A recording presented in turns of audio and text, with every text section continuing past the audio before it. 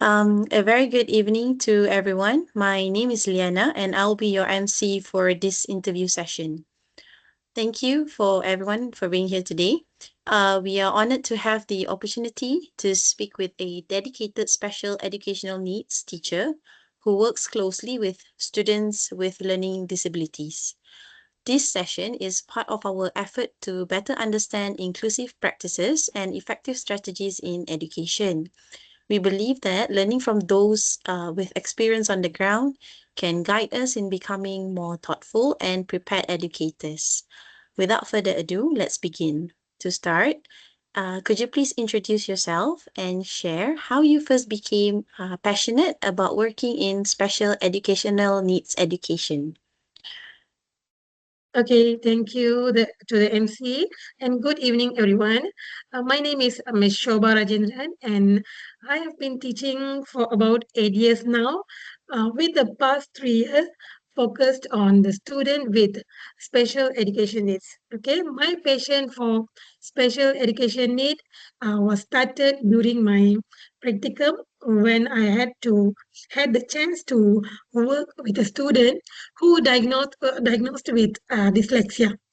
Okay, I was amazed at how small adjustments in teaching helped him grasp the lessons easily. Then the experience really opened my eyes. From there, I knew I wanted to make a difference in the lives of children who needs that extra support. All right, thank you for that. And my next question is, what inspired you to become a special educational needs teacher, and what continues to motivate you in this field? Okay, actually, honestly, it's the little wins. When a student who struggled with reading, finally he managed to complete a sentence on their own, the joy is beyond words. Okay, seeing the confidence grow day by day is what keeps me going. Okay, every child has potential. The being part of that journey makes it all worthwhile. Thank you so much for sharing your journey with us. I would like to invite my teammates to continue with their questions. Let's begin with Sita, who will be asking about the teaching strategies you use in your classroom. Okay, thank you, Lena. Hi, teacher. My first question will be, what specific teaching strategies do you use to support students with learning disabilities in your classroom, and how you choose with strategies to apply? Okay, thank you, Sita, for the question. Okay, I use a variety of strategies depending on the student's need. For example, I often use visual aids, multisensory learning techniques, and task breakdowns. For example, the students with ADHD incorporate short, engaging activities and frequent moments breaks. Okay, for those with dyslexia, I use example phonic-based approach and then color overlays. Okay, I use design on strategies based on observations, assessments, and sometimes through trial and error because every child is different. Okay, teacher. My next question will be, can you share the reason or the experience that influenced your choice of these strategies when teaching the students with learning disabilities? Yeah, sure. Okay, most of my choices from the real classroom experience actually. For instance, I had a student with autism who didn't respond well to the verbal instruction. Okay, so I started using picture schedules and it makes a big difference. Okay, over the time, I have learned that a structured, a consistent routine and individualized support plans are the most effective. Okay, I also attend workshops, read up on SAN best practices.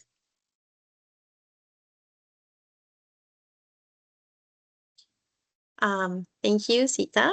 Ms. Shobha. Now I would like to invite Sharini to ask the next set of questions focusing on classroom participation. Thank you to the NC for passing it to me. Hi, madam. I would like to ask you two questions. Okay, the first question is, can you share how your teaching strategies have helped students with learning disabilities become more actively involved in classroom activities or discussions? Okay, thank you, Shireen.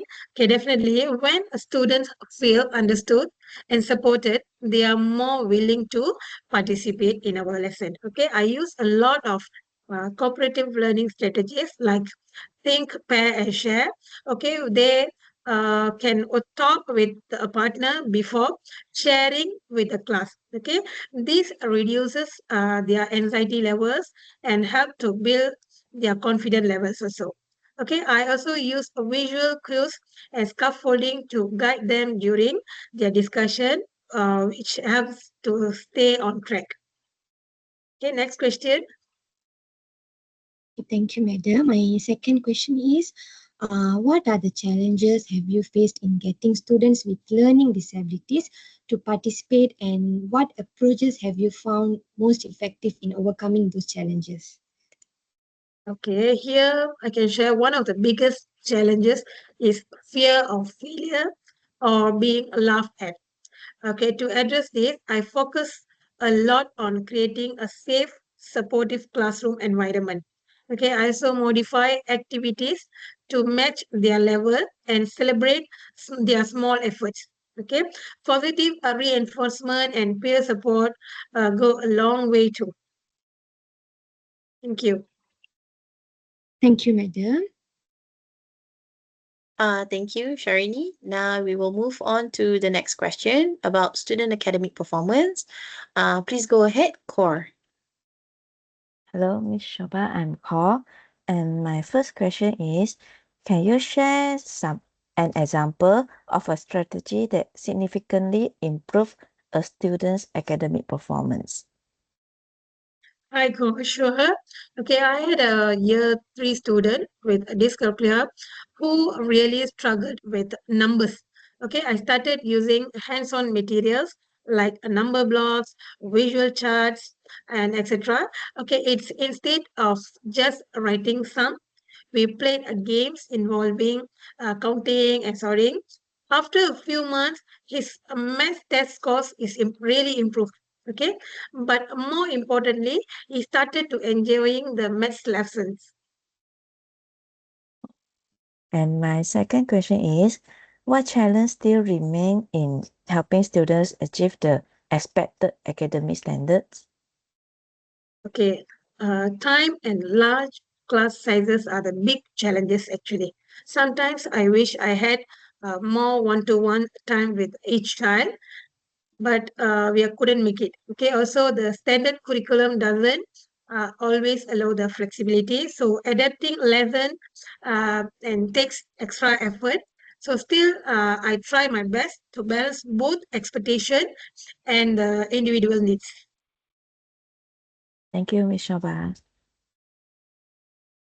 Thank you, Core. Now we will continue with Vila, who will ask about the challenges you face and the support system that are most helpful. Okay, thank you, Liana. Hi, Media. My name is Gila, and I will be asking two questions.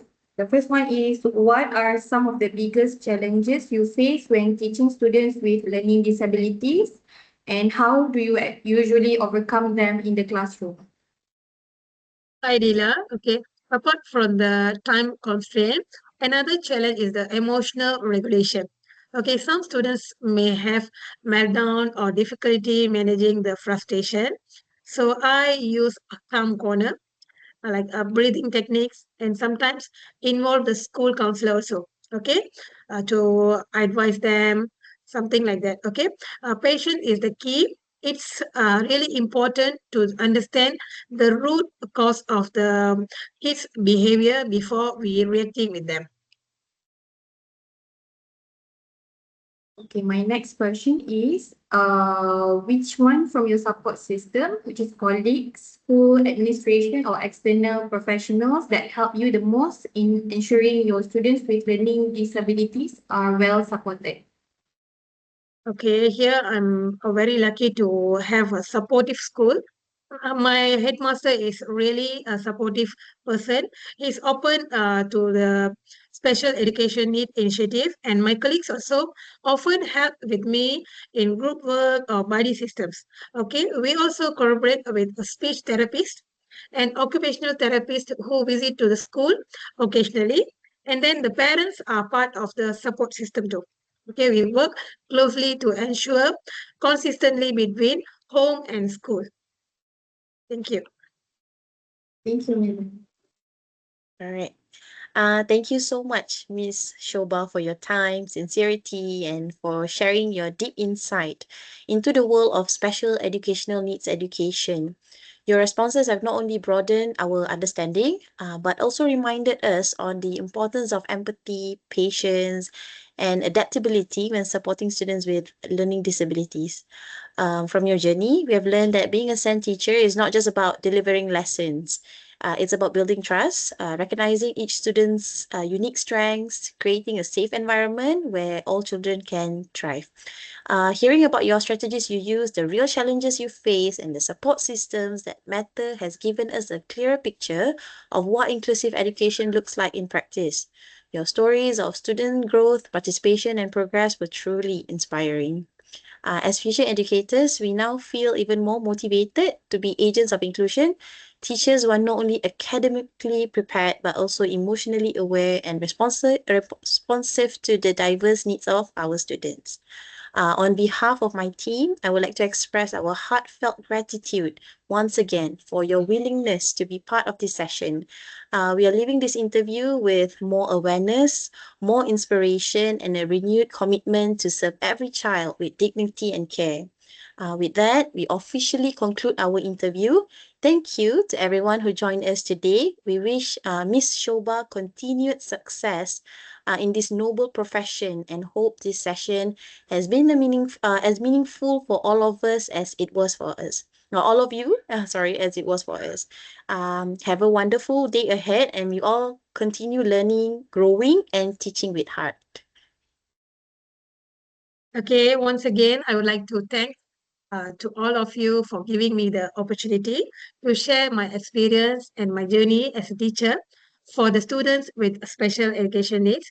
Okay, teaching these children has truly been a rewarding experience, and I hope my sharing today has given some insight to the importance of patience, creativity, and compassion in education. Okay, thank you very much. Thank you, teacher. Thank you, teacher. Yeah, thank you, teacher. Thank you.